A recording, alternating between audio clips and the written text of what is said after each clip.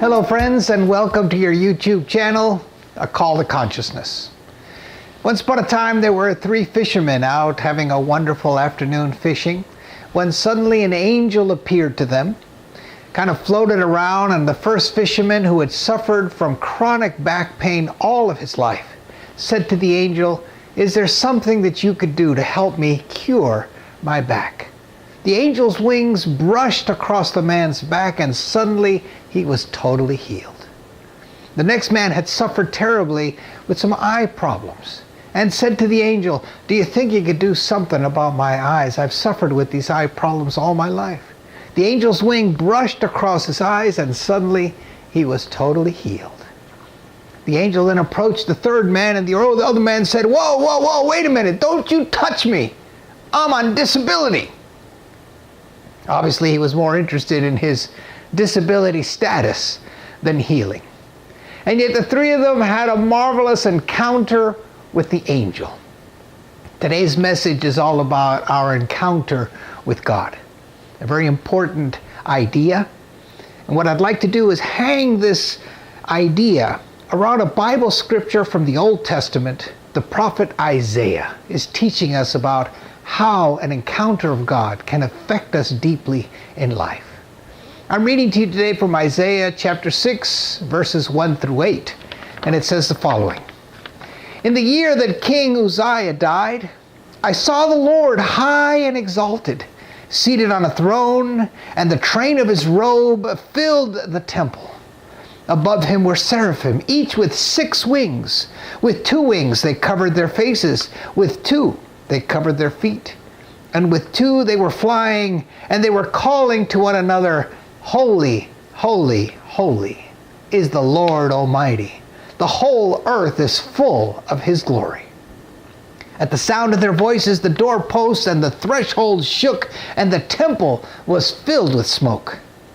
'Woe to me,' I cried, 'I am ruined, for I am a man of unclean lips, and I live among unclean people of unclean lips, and my eyes have seen the King, the Lord Almighty.' Then one of the seraphim flew to me with a live coal in his hand, which he had taken with tongs from the altar. With it he touched my lips and said, 'See, this has touched your lips. Your guilt is taken away, and your sin atoned for.' Then I heard the voice of the Lord saying, 'Whom shall I send, and who will go for us?'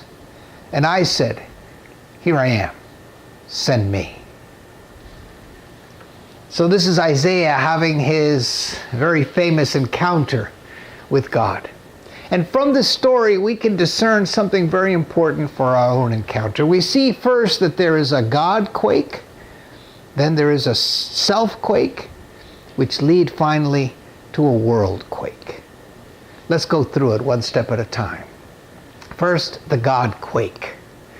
You know, the word, as Isaiah steps into the temple, the word glory, he sees the glory of the Lord. The word glory in Hebrew is a word that implies weightiness or heaviness or importance, substance or substantial versus that which is unimportant.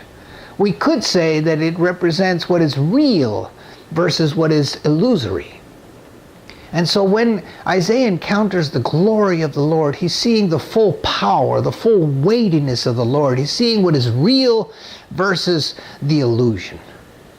You know, if we drop a very heavy object into a body of water, what we're going to have is something we could call a water quake. The water will splash and there'll be waves created.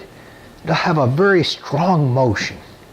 And if a meteor were to come and hit Earth, depending upon the size of the meteor, of course, but around that meteor, there would be an earthquake. The meteor has mass and has speed, and when it hits the Earth, there would be an earthquake. In a similar way, when we have a real encounter with God, we have a God quake, something that shakes us as our very foundation. It is not just your ordinary experience, but it is a moment, a radical moment, in which our whole concept of self and reality is shaken put upside down. The furniture is rearranged in our mind and heart. We are having a God quake that is showing us the reality of God. You see, many of us walk around with what we could call a concept of God. And this we get through our understanding, through our reading, through our study, through our spiritual maturity. And of course, our spiritual maturity could come over time through study and through reading and through prayer. We mature and our concept of God can evolve. And that's all well and good. But the thing is, a concept of God will not transform your life. Each of us has a basic agenda in life.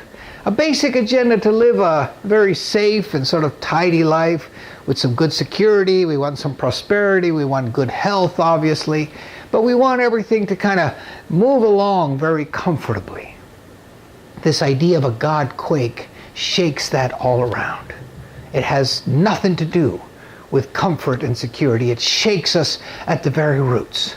I'll just remind you, those of you who are watching me today, of the moment when you had a God quake.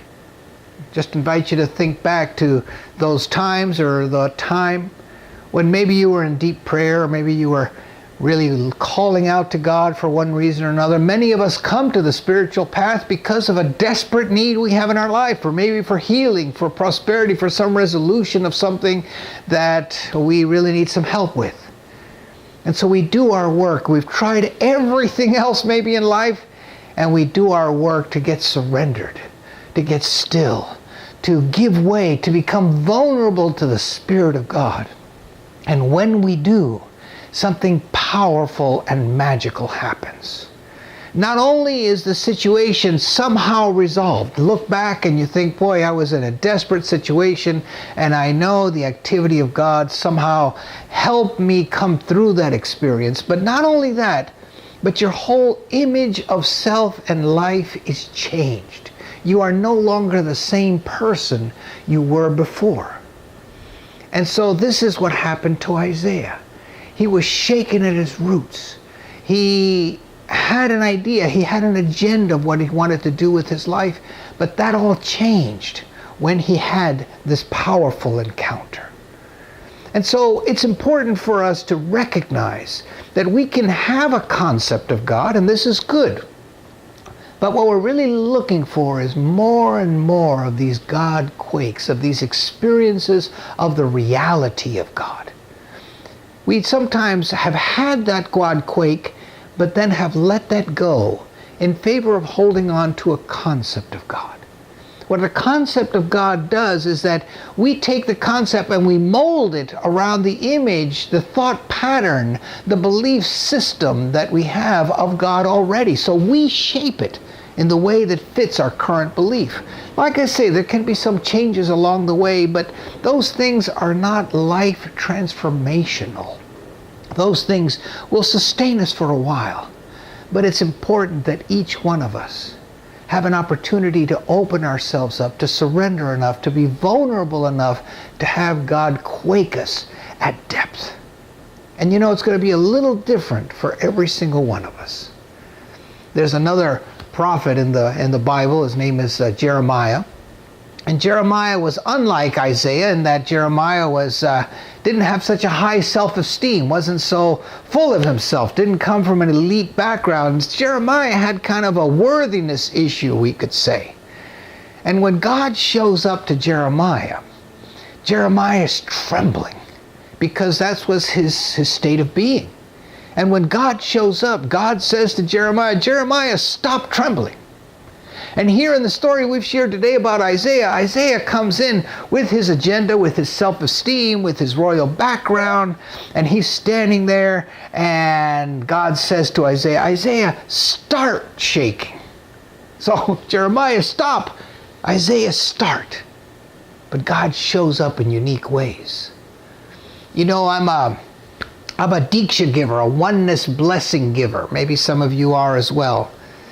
And in that experience last Monday, as I was giving Diksha to my family, I had a very strong experience of vertigo.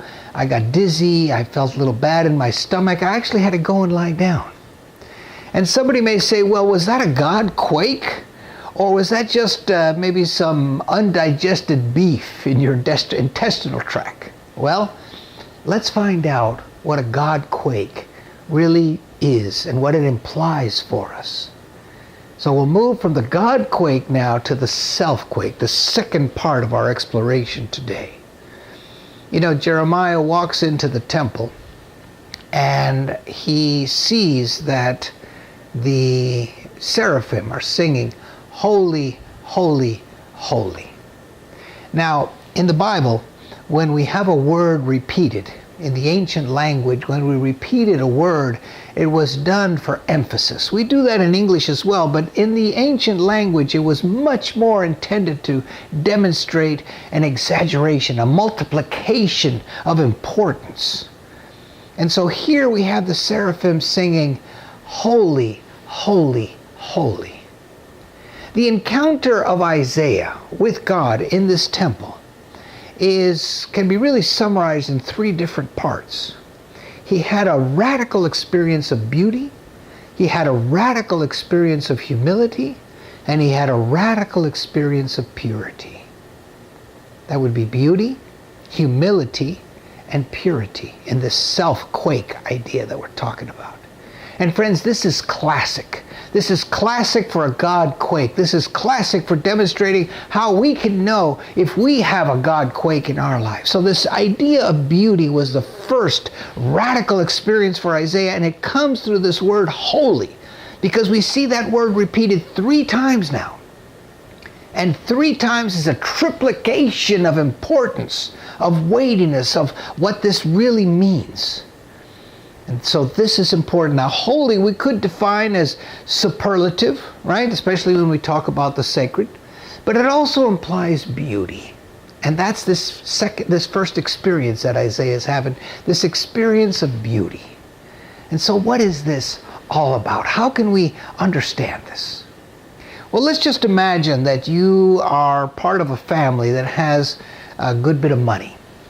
And you stand to inherit some of that money eventually when your parents pass on. And along your way in your life, you encounter somebody who you fall in love with and you get married. Well, somewhere during the marriage, you come to understand that that person has married you not because they love you so much, but because they really want to get their hands on some of that money. And so you find that out. The person confesses, maybe you come to realize that, and the person realizes that they're not going to be able to get any of that money. So when that realization comes to that person says, well, there's nothing for me to do in this marriage, I'm going to get a divorce. So you separate, right? So how do you feel about that?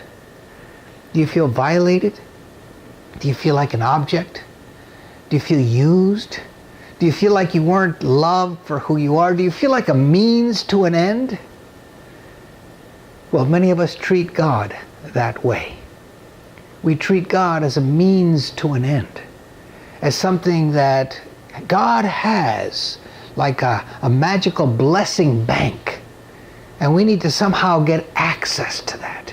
Now, I know that you have met people in your life whom have said to you things like, well, I tried that God thing, but I realized that it really wasn't working for me. Other people around me were manifesting some healing, they were resolving issues, they were prospering, they were getting parking spaces, whatever, but that wasn't happening for me.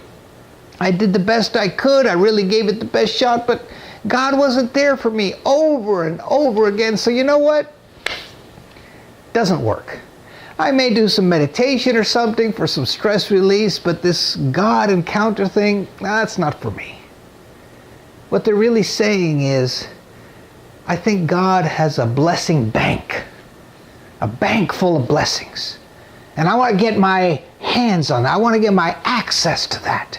So that's why I'm in relationship with God, you see. And of course, keeping us in that kind of relationship separates us from the real beauty of the God presence.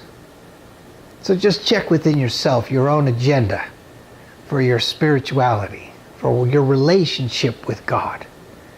Is it all based upon wanting to get some power? maybe some approval, control. Maybe you need more comfort. You want more significance in your life or more security. Whatever it is that you feel is God's blessing that you need to get your hands on.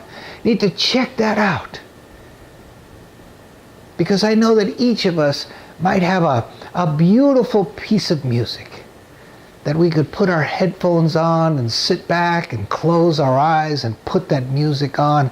And that music would send us magically because we love it so much.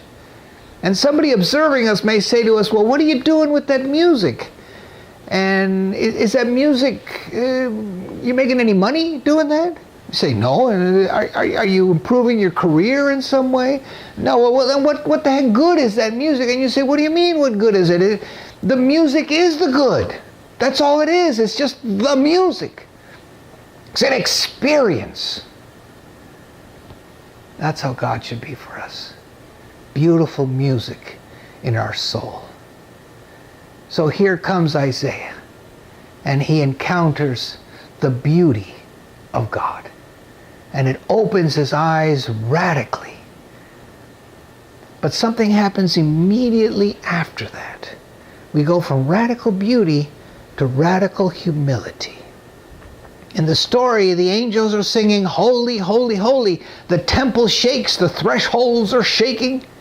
And then the next thing that Isaiah says is, woe to me. I am ruined. He says, I'm a man of unclean lips, and I come from a people of unclean lips. So what has happened? Isaiah was just having experienced radical beauty. Now he's saying that he's ruined. Woe is me. It's like, I'm cursed.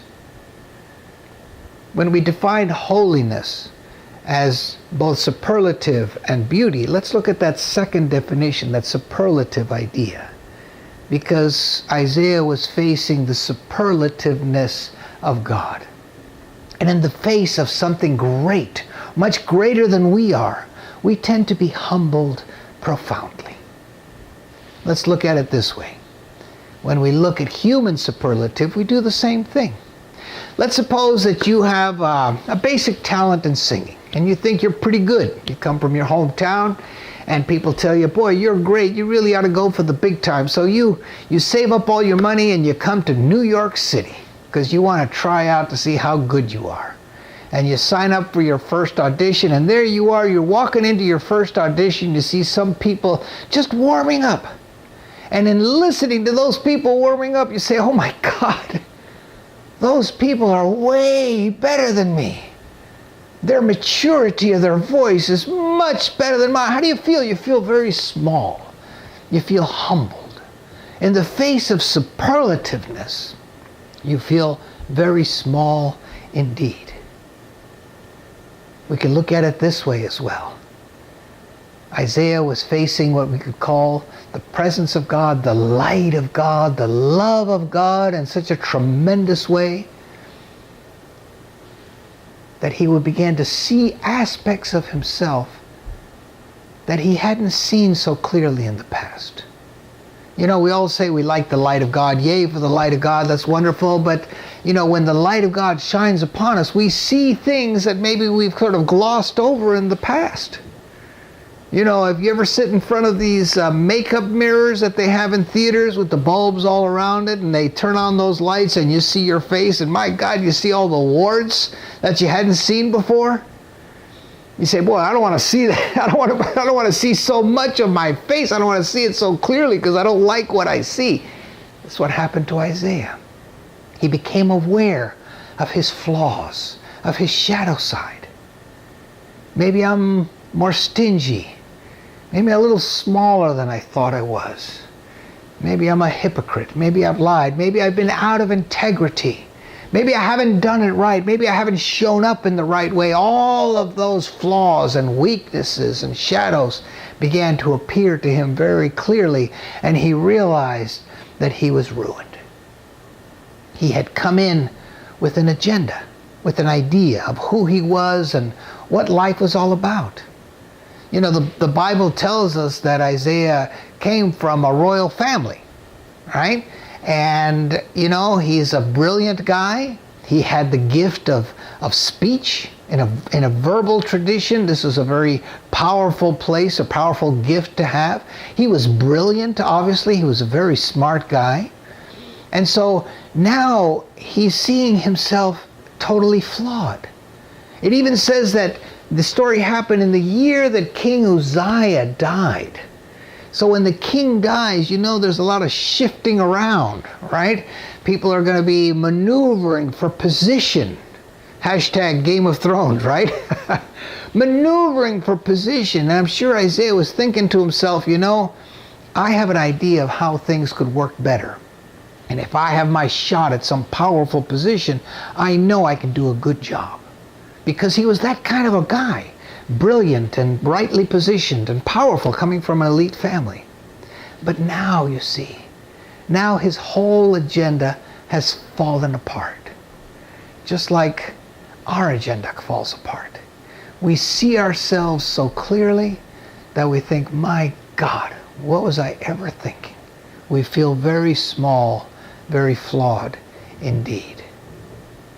Now, one might think that's the end of the story. But the next part is really important, because his classic experience of an encounter with God included radical beauty, humility, and then purity.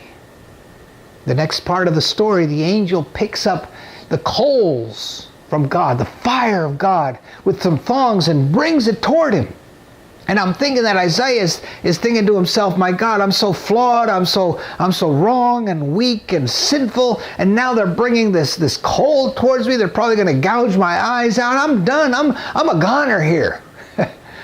He didn't know what they were going to do with those coals. But the truth, what happened was the angel came and put those coals on his lips. Remember, this is an oral tradition. A verbal culture. Burning the lips was very important.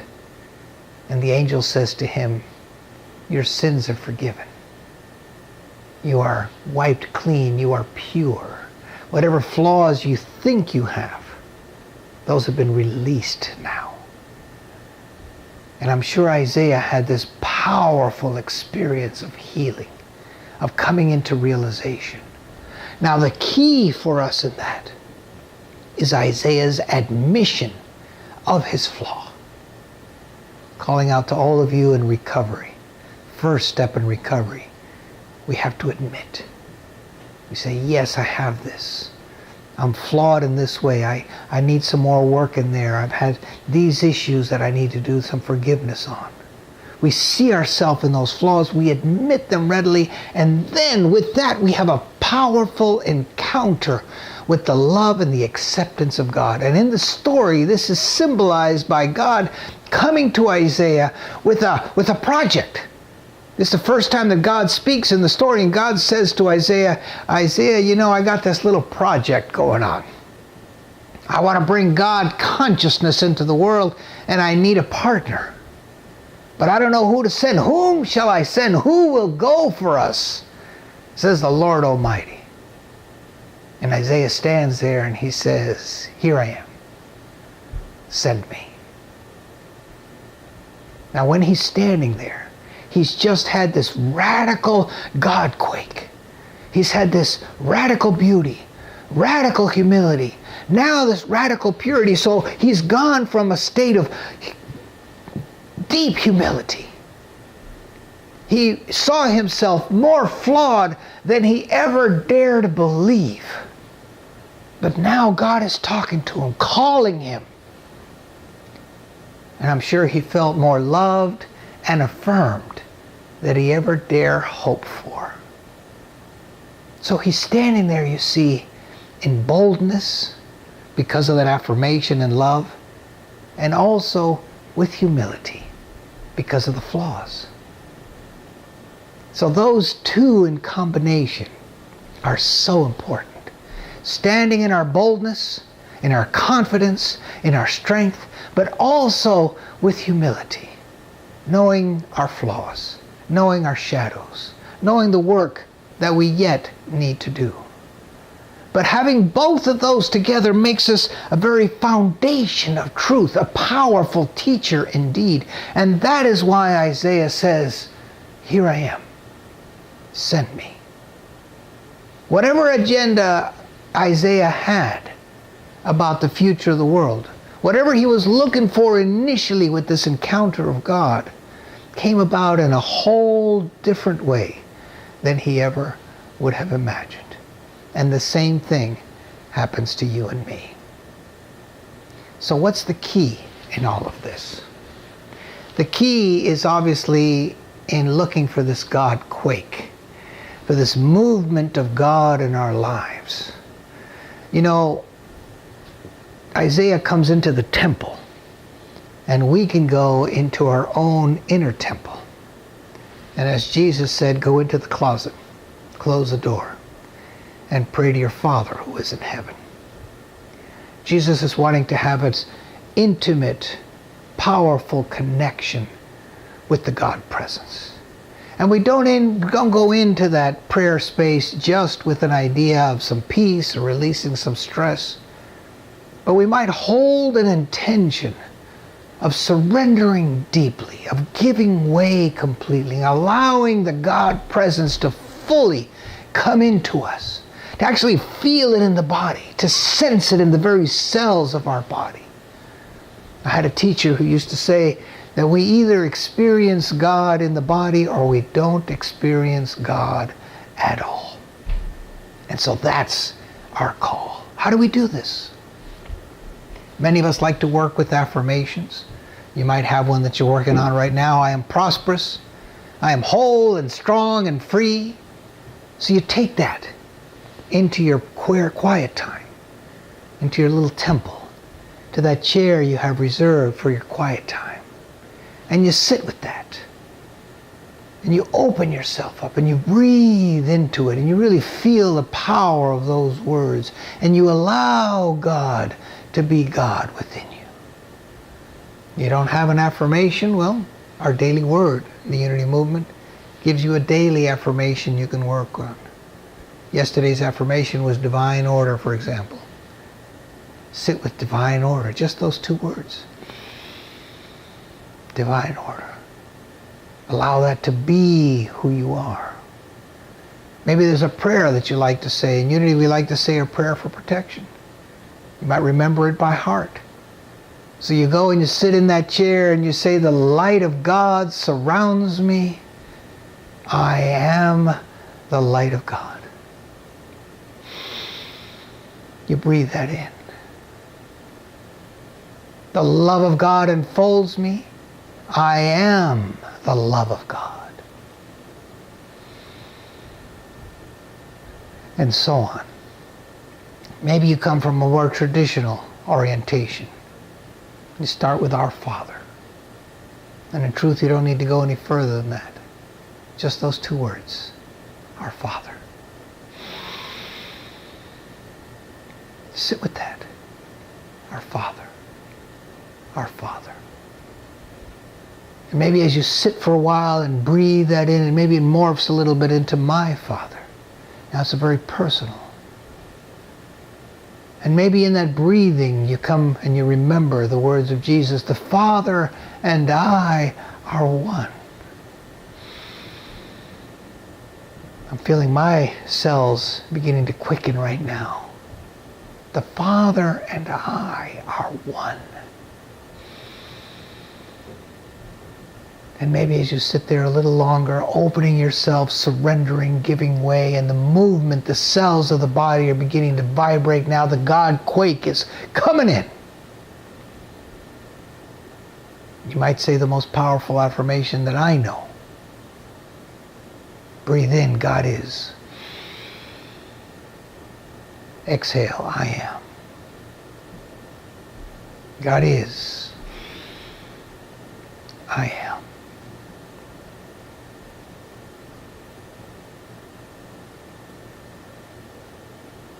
Now there was a third component that we said at the beginning. The God quake, the self quake, which leads to a world quake. There's a transformation of the world at foot. From those of us who come to understand that we are one with God, that the Father and I are one, that all that God is, we are. And we believe that we can actually transform the world through the establishment of that oneness consciousness in our life. And that was in truth what Isaiah's commission was: to go forth and speak the word, to demonstrate the word, to be the word in action. And each one of us is called to do the same thing. So, dear ones, what I'm inviting you to do is allowing your prayer time, your God encounter, to be based on reality. Allow the God quake to happen. I know it can be scary. And maybe that's why we kind of set it aside a little bit. We're a little scared of it. I know that, I've had a God quake that led me into a deep depression. I had a God quake that eventually led to a divorce. Not a very pleasant experience at all. I had another God quake that led me to decide to be a unity minister. And if that isn't a scary idea, I don't know what is. But that's what we've been called to do. We're children of the Most High. We're one with God. We've been called to have that God quake and to shake it, move the furniture, change the agenda, allow us to cry, to laugh, to have indigestion, whatever it is, vertigo. Let that God experience come in powerfully into our lives. And so then, when the world calls,